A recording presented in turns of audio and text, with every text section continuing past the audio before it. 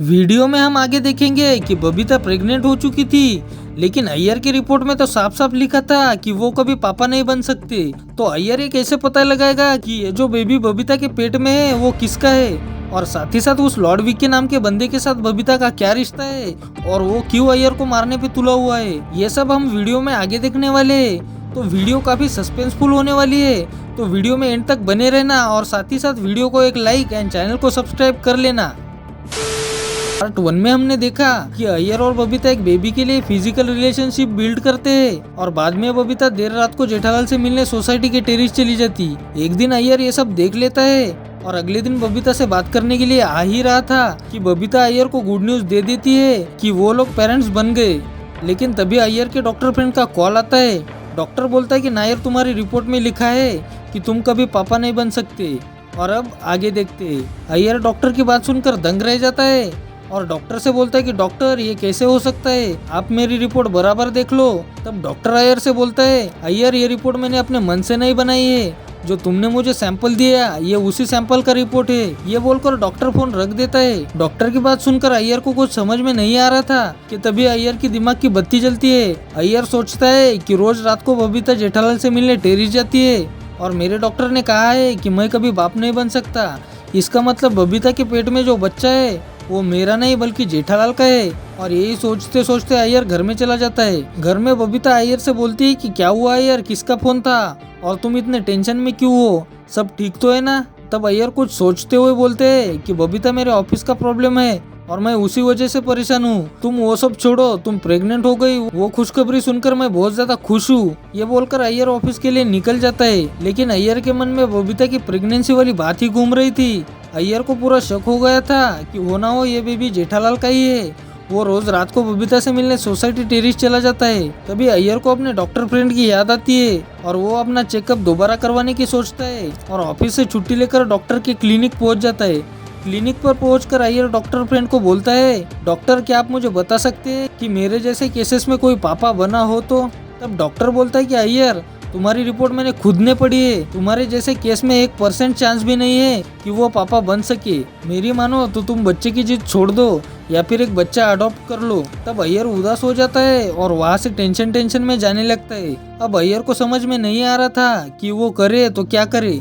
तभी अय्यर की नजर एक सामने वाले होटल पर पड़ती है। होटल का नाम था नशीला ढाबा। अब अय्यर इतना ज्यादा टेंशन में था कि वो खुद को पार्टी शार्टी करने से रोक नहीं सकता था। फिर अय्यर उस नशीला ढाबा पे जाते और पैक पे पैक मारने लगते। अब ऐसा करते करते ढाबा बंद होने का टाइम हो रहा था, तो गार्ड सभी को बाहर जाने को बोलते।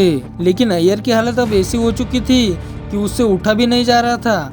तभी गार्ड की आवाज सुनकर अय्यर उठने की कोशिश करते और एक हट्टे कट्टे आदमी से टकरा जाते। वो आदमी अय्यर को बोल ही रहा था कि तभी अय्यर उससे बोलते, तुम तो वही हो ना जो उस दिन हमें गाड़ी से उड़ाकर भाग गए थे।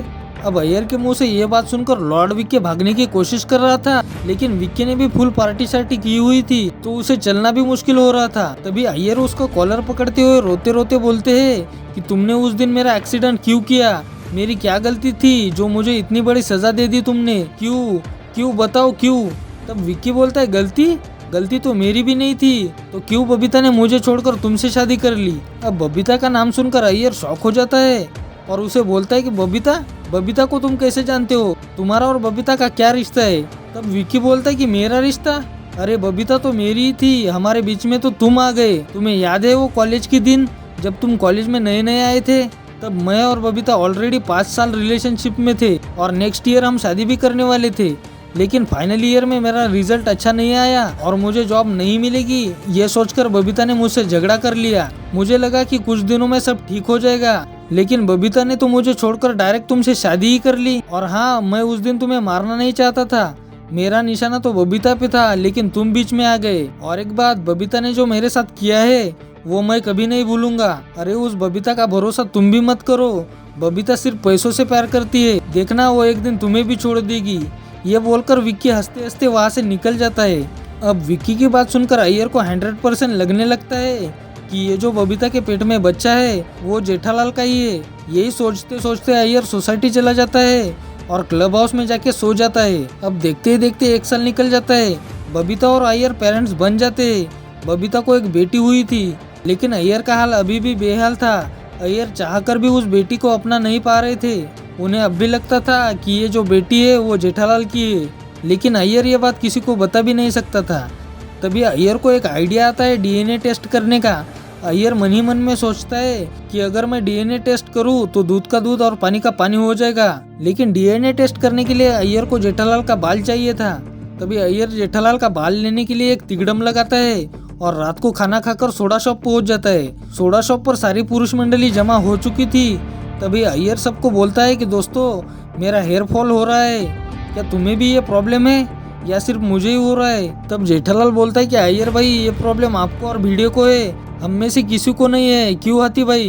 तब हाथी भाई भी सही बात है बोलकर जेठालाल की साइड ले लेते हैं। अब अय्यर जेठालाल से शर्त लगाता है कि वो जेठालाल के सर पे हाथ फिराएगा और ये प्रूव कर देगा कि उसे भी ये प्रॉब्लम है। अब अय्यर को अच्छा मौका मिल चुका था जेठालाल का बाल लेने का। फिर अय्यर जल्दी से उठकर जेठालाल के सर पे हाथ फेर देता है और अय्यर के हाथ में जेठालाल के 5-6 बाल आ जाते हैं। ये देखकर अय्यर खुश हो जाता है। अय्यर को लग रहा था कि अब प्रॉब्लम खत्म हो चुकी है, लेकिन असली कहानी तो अब शुरू हो रही थी। जेठालाल इतने सारे बाल देखकर शॉक हो जाता है और ये मान लेता है कि उसका भी हेयर लॉस हो रहा है। थोड़ी देर में सभी का सोडा खत्म हो चुका था, तो सभी अपने अपने घर चले जाते। अब अय्यर भी जेठालाल का बाल संभाल कर रख देता है, क्योंकि अभी अय्यर की बेबी को ठीक से 1 महीना भी नहीं हुआ था। अब अय्यर कुछ दिनों को वेट करता है और करीब करीब 6 महीने बाद अपनी बेबी का एक बाल ले लेता है और बबीता से छुपते छुपाते घर से बाहर निकल जाता है। घर के बाहर जाकर अय्यर अपने डॉक्टर फ्रेंड को कॉल करता है और सारी बात बता देता है। तब डॉक्टर भी अय्यर की सारी बात सुनकर ठीक है बोलकर फोन रख देते हैं। अब डॉक्टर के फोन रखते ही अय्यर सोसाइटी से सीधा डॉक्टर के क्लिनिक चला जाता है और उसे दोनों सैंपल देकर टेस्ट के लिए भेज देता है। रिजल्ट आने में अभी 2 दिन का टाइम था, तो अय्यर सीधे घर चला जाता है। घर पर बबीता अय्यर से पूछती है कि इतनी सुबह सुबह कहाँ गए थे अय्यर? तब अय्यर बबीता के हाथ में साउथ इंडियन नाश्ता देकर बोलते हैं, बबीता मैं नाश्ता लेने गया था और सॉरी मैंने तुम्हें नहीं बताया। यह सुनकर बबीता इट्स ओके बोल देती है और फिर दोनों नाश्ता करने बैठ जाते हैं। अब ऐसा करते करते 2 दिन गुजर जाते हैं और डीएनए टेस्ट का रिपोर्ट भी आ जाता है। रिपोर्ट आते ही डॉक्टर अय्यर को कॉल करते हैं। इधर डॉक्टर का फोन देखकर अय्यर टेंशन में आ जाते हैं, क्योंकि अब उन्हें पता नहीं था कि डॉक्टर क्या बोलेंगे।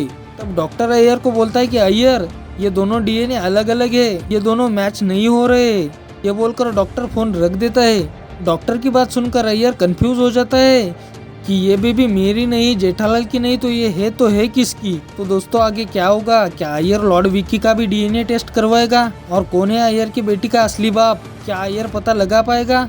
अब ये देखने के लिए आप सब्सक्राइब कर लो।